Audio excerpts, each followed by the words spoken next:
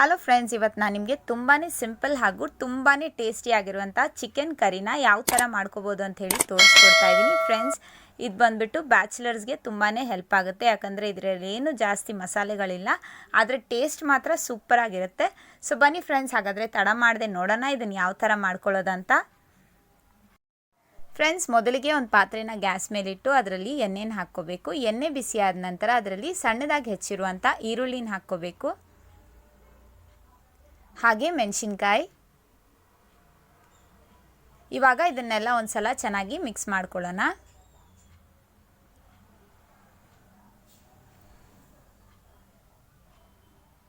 ಈ ಥರ ಚೆನ್ನಾಗಿ ಮಿಕ್ಸ್ ಮಾಡ್ಕೊಂಡಿದ ನಂತರ ಇದರಲ್ಲಿ ರುಚಿಗೆ ತಕ್ಕಷ್ಟು ಉಪ್ಪನ್ನು ಹಾಕ್ಕೋಬೇಕು.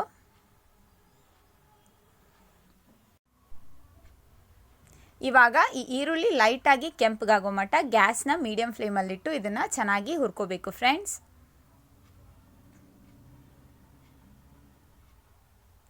ಇವಾಗ ಈರುಳ್ಳಿ ಎಲ್ಲ ಚೆನ್ನಾಗಿ ಫ್ರೈ ಆಗಿದೆ. ಇವಾಗ ಇದರಲ್ಲಿ ಚಿಟಿಕೆಯಷ್ಟು ಅರಿಶಿನದ ಪುಡಿನ ಹಾಕ್ಕೋಬೇಕು. ಇವಾಗ ಮತ್ತೊಂದು ಸಲ ಇದನ್ನು ಚೆನ್ನಾಗಿ ಮಿಕ್ಸ್ ಮಾಡ್ಕೊಳ್ಳೋಣ.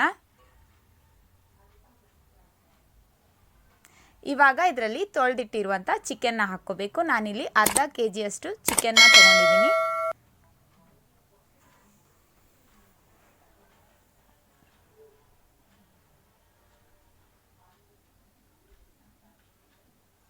ಈ ಚಿಕನ್ನೆಲ್ಲ ಚೆನ್ನಾಗಿ ಫ್ರೈ ಮಾಡ್ಕೋಬೇಕು. ಫ್ರೆಂಡ್ಸ್, ಇದರಲ್ಲಿರುವಂಥ ನೀರೆಲ್ಲ ಹೋಗೋ ಮಟ್ಟ ಇದನ್ನು ಚೆನ್ನಾಗಿ ಒಂದು 5 ನಿಮಿಷ ಗ್ಯಾಸ್ನ ಮೀಡಿಯಂ ಫ್ಲೇಮಲ್ಲಿಟ್ಟು ಇದನ್ನು ಚೆನ್ನಾಗಿ ಫ್ರೈ ಮಾಡ್ಕೋಬೇಕು.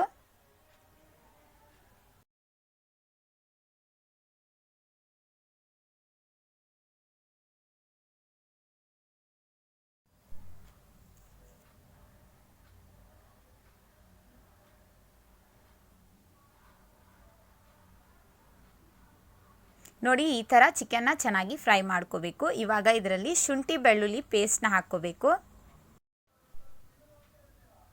ಇವಾಗ ಮತ್ತೆ ಒಂದು 2 ರಿಂದ 3 ನಿಮಿಷ ಇದನ್ನು ಚೆನ್ನಾಗಿ ಫ್ರೈ ಮಾಡ್ಕೋಬೇಕು. ಫ್ರೆಂಡ್ಸ್, ಈ ಶುಂಠಿ ಬೆಳ್ಳುಳ್ಳಿ ಪೇಸ್ಟಲ್ಲಿರುವಂಥ ಹಸಿ ವಾಸನೆ ಹೋಗೋವರೆಗೂ ಇದನ್ನು ಚೆನ್ನಾಗಿ ಫ್ರೈ ಮಾಡ್ಕೋಬೇಕು.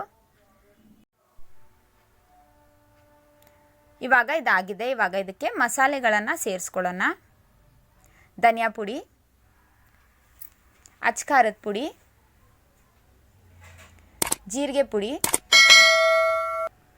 Garam masala,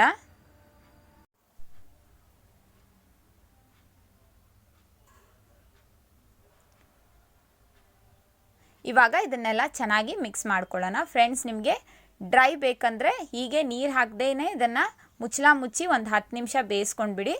chicken fry ready ಆಗುತ್ತೆ. ನಿಮಗೆ ಗ್ರೇವಿ ಬೇಕಂದರೆ ಇದಕ್ಕೆ ಸ್ವಲ್ಪ ನೀರನ್ನು ಸೇರಿಸ್ಕೊಳ್ಳಿ. ನನಗೆ ಗ್ರೇವಿ ಬೇಕು, ಅದರಿಂದ ನಾನು ಸ್ವಲ್ಪ ನೀರನ್ನು ಸೇರಿಸ್ಕೊಳ್ತಾ ಇದ್ದೀನಿ. ಫ್ರೆಂಡ್ಸ್, ಉಪ್ಪನ್ನು ನೋಡ್ಕೊಳ್ಳಿ. ಫ್ರೆಂಡ್ಸ್, ಉಪ್ಪು ಕಮ್ಮಿ ಇದ್ದರೆ ನೀವೀಗ ಉಪ್ಪನ್ನು ಆ್ಯಡ್ ಮಾಡ್ಕೋಬೋದು. ಇವಾಗ ಮತ್ತೊಂದು ಸಲ ಇದನ್ನು ಚೆನ್ನಾಗಿ ಮಿಕ್ಸ್ ಮಾಡಿ ಗ್ಯಾಸ್ನ ಸಿಮ್ಮಲ್ಲಿಟ್ಟು ಮುಚ್ಚಿ ಒಂದು 10 ನಿಮಿಷ ಚಿಕನ್ನ ಬೇಯೋದಕ್ಕೆ ಬಿಟ್ಬಿಡಿ. ಚಿಕನ್ ಕರಿ ರೆಡಿ ಆಗುತ್ತೆ.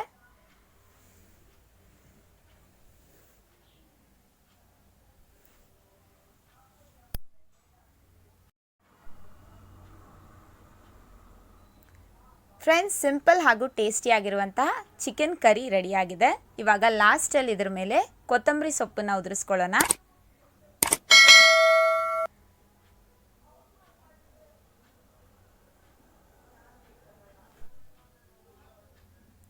ಇವಾಗ ಮತ್ತೊಂದು ಸಲ ಇದನ್ನು ಚೆನ್ನಾಗಿ ಮಿಕ್ಸ್ ಮಾಡಿಕೊಂಡು ಬಿಸಿ ಬಿಸಿ ಅನ್ನದ ಜೊತೆ, ಚಪಾತಿ ಜೊತೆ ಅಥವಾ ರೊಟ್ಟಿ ಜೊತೆ ಸರ್ವ್ ಮಾಡಿದರೆ ಸೂಪರಾಗಿರುತ್ತೆ. ಫ್ರೆಂಡ್ಸ್, ನೀವು ಕೂಡ ಇದನ್ನು ತಪ್ಪದೆ ಟ್ರೈ ಮಾಡಿ. ಹಾಗೆ ಹೇಗಿತ್ತು ಅಂತ ಕಮೆಂಟ್ ಮಾಡಿ ತಿಳಿಸಿ. ಹಾಗೆ ನನ್ನ ವಿಡಿಯೋ ಇಷ್ಟ ಆಗಿದ್ರೆ ವಿಡಿಯೋನ ಲೈಕ್ ಮಾಡಿ, ಹಾಗೆ ಶೇರ್ ಕೂಡ ಮಾಡಿ. ಹೊಸಬ್ರಾಗಿದ್ದರೆ ಮರೆಯದೆ ನನ್ನ ಚಾನಲ್ನ ಸಬ್ಸ್ಕ್ರೈಬ್ ಮಾಡಿ. ಫ್ರೆಂಡ್ಸ್, ಹಾಗೆ ಪಕ್ಕದಲ್ಲಿ ಕಾಣಿಸುವಂಥ ಬೆಲ್ ಐಕನ್ನು ಕೂಡ ಪ್ರೆಸ್ ಮಾಡಿ. ಅದರಿಂದ ನಾನು ಹಾಕುವಂಥ ಎಲ್ಲ ವೀಡಿಯೋಸ್ನ ನೋಟಿಫಿಕೇಷನ್ ನಿಮಗೆ ಮುಂಚಿತವಾಗಿಯೇ ಸಿಗುತ್ತೆ.